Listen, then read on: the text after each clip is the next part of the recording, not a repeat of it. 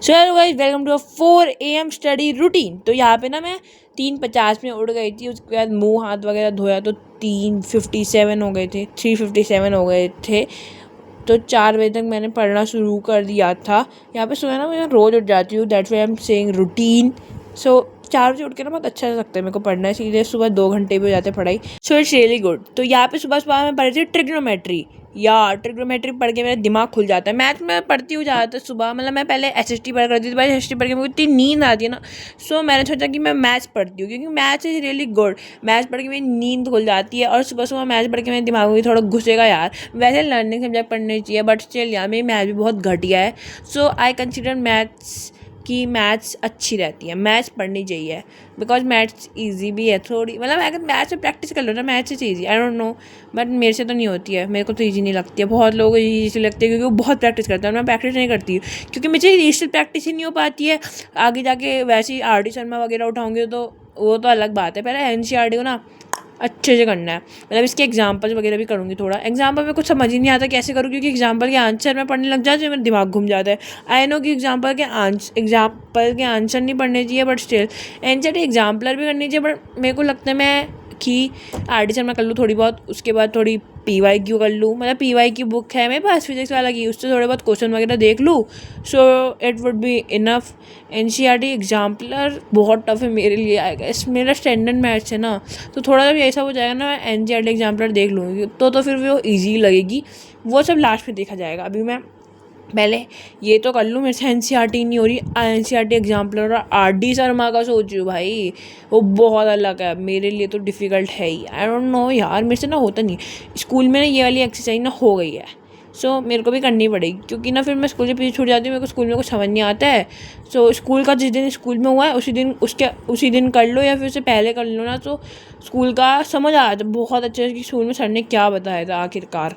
सो मैं अब तो इस चीज़ को फॉलो करती हूँ, पहले नहीं करती। तो पहले मेरे को कुछ समझ नहीं आता था, सब कुछ मेरे को इनिशियली स्टार्ट करना पड़ा था। इसलिए आप भी इस चीज़ में ध्यान दिया करो कि जो स्कूल में हो रहा है ना, उस चीज़ को आप घर आके कर लो। पहले कर लो तो बहुत बढ़िया है, पहले कर लोगे आपको कुछ चीज़ समझ नहीं आएगी, आप स्कूल में करोगे आपको बहुत अच्छे से समझ आ जाएगी।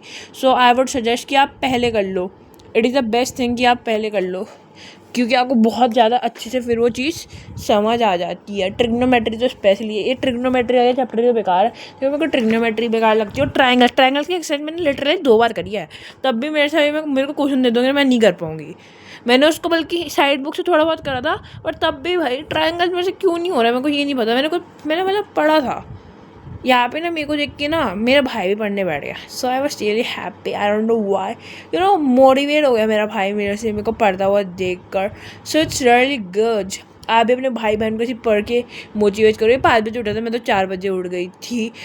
ये अच्छी बात है कि पढ़ रहा है, ठीक है। यहाँ पे फिर मैं अपनी शक्ल को देखने लग गई थी। आई डोंट नो व्हाई, ऐसी मज़ा आ रहा था अपनी शक्ल से। मैं बार बार ऐसे थंब को ऐसे आगे करती रहती हूँ आई डोंट नो व्हाई।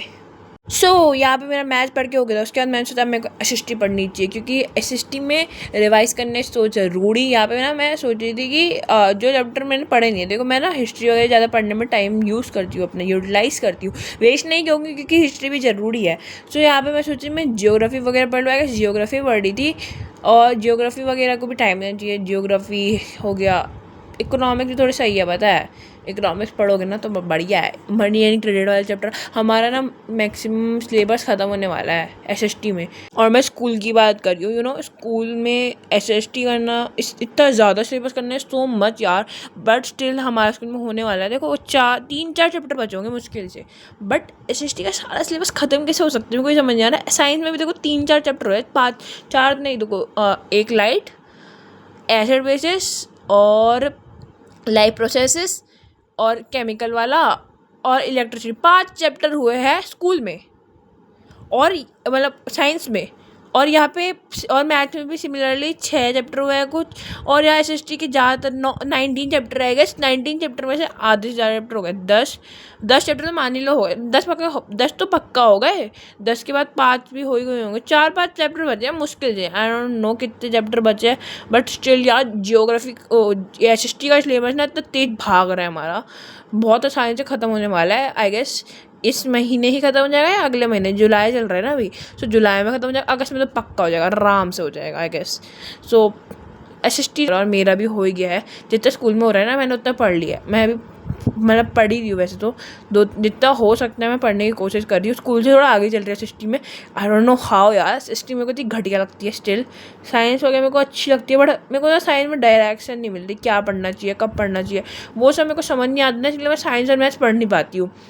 रियली मेरे को समझ ही नहीं आती मैं क्या पढूँ, कौन से क्वेश्चन करूँ, दिमाग पूरा घूम जाता है। मैं ट्राई करती हूँ मैं NCERT को अच्छे से पढूँ पहले, साइंस में भी, SST में भी और मैथ्स में भी, क्योंकि NCERT इज़ दी मेन। मैं 1000 वीडियो देख रखी है कि SST जरूर, SST साइंस और मैथ्स के लिए NCERT इज़ इम्पॉर्टेंट। NCERT को बहुत अच्छे से करना है, सो इम्पॉर्टेंट। सो मैं NCERT को अच्छे से करने की कोशिश करती हूँ, बिकॉज यू नो कि साइंस SST और बार बार NCERT कहना, ठीक है, NCERT इज़ इम्पॉर्टेंट। सो यहाँ पे ना देखो, मैं लिख के लर्न करती हूँ, क्योंकि मेरे दिमाग में घुसता नहीं जब तक मैं लिख के लर्न ना करूँ। और लिख के लर्न करना है क्योंकि कुछ स्पेलिंग्स होती है ना, वो मेरे दिमाग में बैठी होती है एग्जाम के समय में। सो मैं लिख के ही लर्न करती हूँ, इसीलिए, क्योंकि मैक्सिमम स्पेलिंग अगर आप लिख के लर्न करोगे ना, बहुत अच्छे से याद हो जाती है। तो यहाँ पे देखो, मैंने बहुत अच्छे से हाईलाइट करा था जो चीज़ मेरे को इंपॉर्टेंट लगी, पूरी नोटबुक ही हाईलाइट कर ली, वो अलग बात है, बट स्टिल हाईलाइट तो करा था ना। और यहाँ पे मैं लिखती हूँ, वहाँ पे पता नहीं हाईलाइट कर दी, क्योंकि हाईलाइट करके भी थोड़ा अच्छे से लर्न हो जाता है और बड़ा अच्छा लगता है। येलो मतलब और कलर ऐड कर दी तो it would look better, but still अभी भी अच्छा लग रहा है, ठीक है। ये मैंने पहले ही पढ़ रखा है, बट मैंने बस अभी हाईलाइट करा, क्योंकि हाईलाइट करके थोड़ा सा अच्छा लगता है, ठीक है। हाईलाइट भी हो गया और मैंने पढ़ भी लिया। सो 2 in 1 काम करना इज़ बेटर, ठीक है, ऐसे आपको भी करना चाहिए। सो इसके बाद 6 बज गए और I have to go to school. यार मेरे को स्कूल जाने का ना बिल्कुल मन नहीं करता, तब पढ़ने के बाद मेरे को मन करता है कि मैं बिस्तर में लेट के सो जाऊँ।